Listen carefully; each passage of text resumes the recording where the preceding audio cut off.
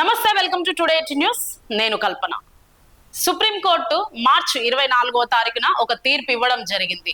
Supreme court ఒక వ్యక్తి తన మతాన్ని మార్చుకుంటే అతని కుల హోదా కూడా మారిపోతుందా అంటే, హిందూ మతం నుండి క్రైస్తవ్యం లేక ఇస్లామిక్ మతంలోకి మారితే ఎస్సీ రిజర్వేషన్ పోతుందా? ఇది చట్టబద్ధమేనా లేక రాజ్యాంగ విరుద్ధమా?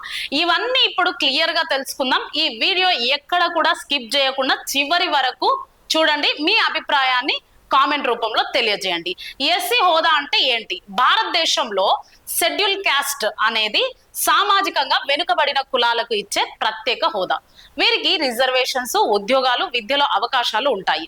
వీళ్ళు అంటే ఎస్సీ కులంలో ఉంటూ హిందూ మతంలో ఉన్న వాళ్ళు ఒకవేళ క్రైస్తవ్యంలోకి గాని ఇస్లామిక్ లోకి గాని మారితే రిజర్వేషన్లు, ఉద్యోగ అవకాశాలకు వీరికి వర్తించవు అని సుప్రీంకోర్టు తీర్పు ఇవ్వడం జరిగింది.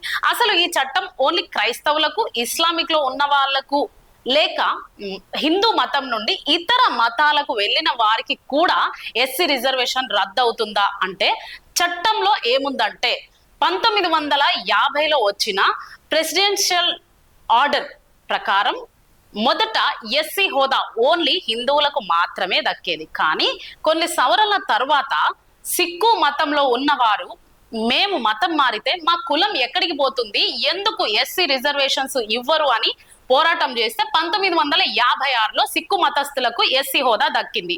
అలాగే బౌద్ధ మతస్థులకు కూడా 1990లో ఎస్సీ హోదా కల్పించడం జరిగింది. సో టోటల్ గా ఇప్పుడు చూసినట్టయితే హిందువులకి, అలాగే బౌద్ధులకు, సిక్కుయిజంలో ఉన్న వారికి ఎస్సీ హోదా దక్కుతుంది. అందులో వచ్చే రిజర్వేషన్లు, ఉద్యోగ అవకాశాలు అన్ని కూడా దక్కుతాయి. కానీ క్రైస్తవులకు, ముస్లింలకు మాత్రం దక్కదు. ఇక్కడ ముఖ్యంగా చూసినట్టయితే ఎక్కువ శాతం క్రైస్తవులు ఎస్సీ హోదాను కోల్పోవడం జరుగుతుంది. ఒకప్పుడు గుడిలోకి వెళ్తే వీళ్ళు మాదిగ వాళ్ళు, మాల వాళ్ళు అని గుడిలోకి రానియకపోయేవారు. కొన్ని సార్లు అసభ్యకరంగా తిట్టేవారు కూడా. అలాంటి సంఘటనలు ఎస్సీలుగా ఉండి, దళితులుగా ఉండి అణగారిన బతుకులు జీవించిన వారు ఉన్నారు. అలాంటి టైంలో కొంతమంది యేసుక్రీస్తు ప్రభువును నమ్ముకోవడం జరిగింది. ఎందుకంటే ఎక్కడ స్వాతంత్రం ఉంటే అక్కడనే వెళ్తారు మనుషులు.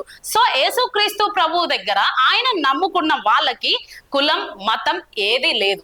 మీరు నిజంగా నమ్మితే చాలు, ఈయన మీ దేవుడు అని చెప్పడం ద్వారా చాలా మంది అవును నిజమే కదా, మమ్మల్ని గుడిలోకి రానివ్వడం లేదు కాబట్టి ఈయనే మా దేవుడు అని యేసుక్రీస్తు ప్రభువును నమ్ముకున్నారు.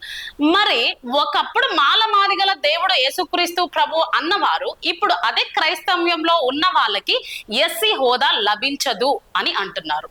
మరి ఇదెక్కడి న్యాయం అని క్రైస్తవ జనాంగం మొత్తం కూడా ఈ విషయంలో వాపోతున్నారు. అలాగే ఇంకా కొంతమంది క్రైస్తవులు సిక్కులకు, బౌద్ధులకు వర్తించే ఎస్సీ హోదా మాకెందుకు వర్తించదు, ఇక్కడ మతం దేవుణ్ణి నమ్ముకోవడం అన్నది పూర్తిగా వ్యక్తిగత విషయం కదా, కులానికి, దేవుణ్ణి నమ్ముకోవడానికి ఎందుకు కులాన్ని అంటగడుతున్నారని చెప్పి కొంతమంది క్రైస్తవులు మాట్లాడడం కూడా జరుగుతుంది. మరి సుప్రీంకోర్టు ఏమో క్రైస్తవ్యంలోకి కానీ ఇస్లామిక్ లోకి కానీ మారితే ఎస్సీ హోదా దక్కదు, రిజర్వేషన్స్ దక్కవు అని తేల్చి చెప్పేసింది. ఈ విషయంలో క్రైస్తవులు, ముస్లింస్ ఏమనుకుంటున్నారు, అలాగే కొంతమంది రాజకీయ నాయకులు ఏమంటున్నారు? మతం అనేది పూర్తిగా వ్యక్తిగతం. ఎవరి మనసులో ఏ దేవుడు ఉంటే ఆ దేవుణ్ణి పూజించే హక్కు రాజ్యాంగం కల్పించింది. ఆర్టికల్ 25 ప్రకారం మత స్వేచ్ఛ భారతదేశంలో ఉన్న ప్రతి మనిషికి రాజ్యాంగం ఇచ్చిన హక్కు. మరి ఇప్పుడు సుప్రీంకోర్టు ఇచ్చిన తీర్పు రాజ్యాంగానికి విరుద్ధమా లేక రాజ్యాంగానికి అనుసంధానమా అనేది మీరే ఆలోచించండి. ఒక హిందూ సిక్కిజంలోకి మారితే వారికి ఎస్సీ హోదా, రిజర్వేషన్స్ లభిస్తున్నప్పుడు, ఒక హిందూ బౌద్ధిజంలోకి మారినప్పుడు వాళ్ళకి ఎస్సీ హోదా లభించినప్పుడు, రిజర్వేషన్లు లభించినప్పుడు, మరి ఒక హిందూ నుండి క్రైస్తవ్యంలోకి గాని ఇస్లామిక్ లోకి గాని మారితే ఎస్సీ హోదా లభించదు. ఇక్కడ వాళ్ళు మారేది వాళ్ళు మొక్కే దేవుణ్ణి కదా, పుట్టిన కులం కాదు కదా. మరి బీసీసీగా ఎందుకు మారాలి అంటే, మతం మారగానే ఎస్సీలు, దళితులు అనే ఆలోచనలు అగ్రవర్ణ కులాలకు మారుతాయా?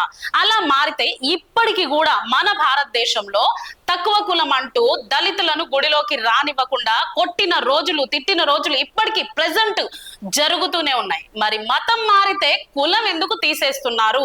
క్రైస్తవులు ఏం చేస్తున్నారు? ఎందుకు ఈ విషయంపై పోరాటం చేయలేకపోతున్నారు? సిక్కులకు వర్తించిన ఎస్సీ హోదా, బౌద్ధులకు వర్తించిన ఎస్సీ హోదా క్రైస్తవులకు, ఇస్లామిక్ లో ఉన్న వారికి ఎందుకు వర్తించదు?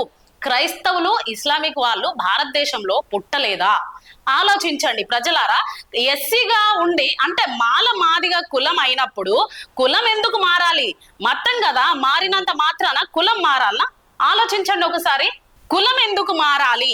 మతం మారినంత మాత్రాన కులంలో ఉన్న వివక్షత పోతుందా అని కొంతమంది రాజకీయ నాయకులు, ప్రముఖ పెద్దలు కూడా తెలియజేశారు. మతం మారితే కులం మారినట్టు అని సుప్రీంకోర్టు తీర్పు ఇచ్చింది. కొంతమంది హిందూస్ కూడా ఏమంటున్నారంటే, అవును నిజమే కదా, హిందుత్వం అంటే కులం వర్తిస్తుంది, హిందుత్వంలో ఉన్న వాళ్ళకి మాత్రమే ఈ ఎస్సీ రిజర్వేషన్స్ కావచ్చు, లేకపోతే ఉద్యోగ అవకాశాలు కావచ్చు, ఇవన్నీ కూడా వర్తిస్తాయి అని చెప్పి కొంతమంది మాట్లాడడం జరుగుతుంది.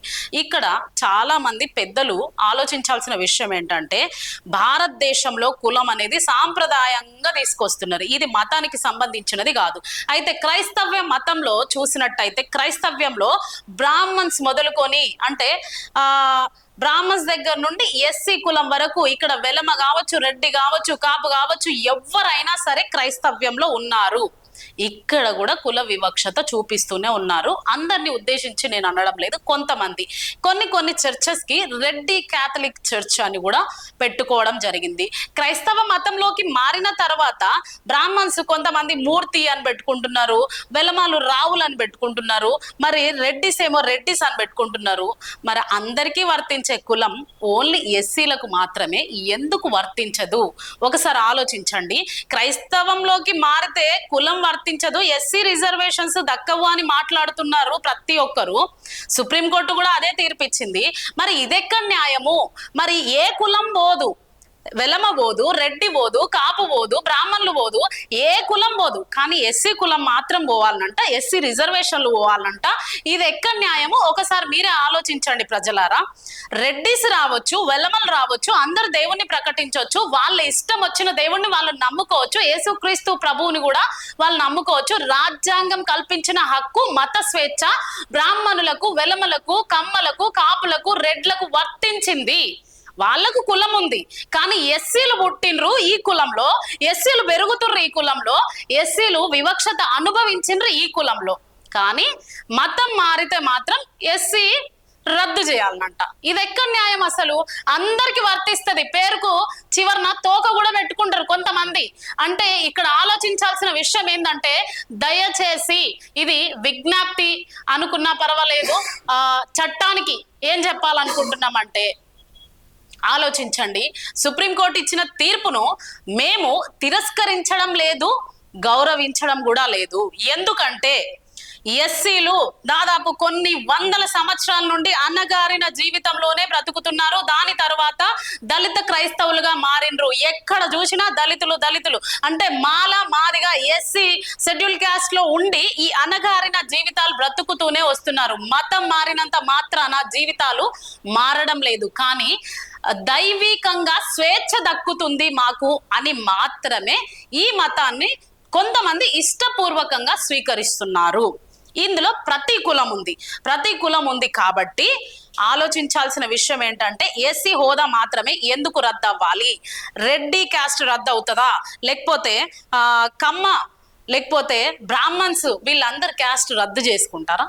అంటే క్రైస్తవ్యం అనేది ఇది దేవుణ్ణి నమ్ముకోవడం మతం అని అంటున్నారు, కానీ కులం కాదు కదా. క్రైస్తవ కులం అనేమన్నా ఉందా? ఆలోచించండి ప్రజలారా మీరే. సో విన్నారు కదా, సుప్రీంకోర్టు ఇచ్చిన తీర్పు ప్రకారం ఇది రాజ్యాంగ విరుద్ధమా, లేకపోతే ఇది న్యాయమేనా? మీరేమనుకుంటున్నారో కామెంట్ చేయండి. మరిన్ని ఇలాంటి నిజమైన వీడియోలను మీ ముందుకు తీసుకురావడానికి మా ఛానల్ ని సబ్స్క్రైబ్ చేయండి, లైక్ చేయండి, మీ అభిప్రాయాన్ని కామెంట్ చేయండి.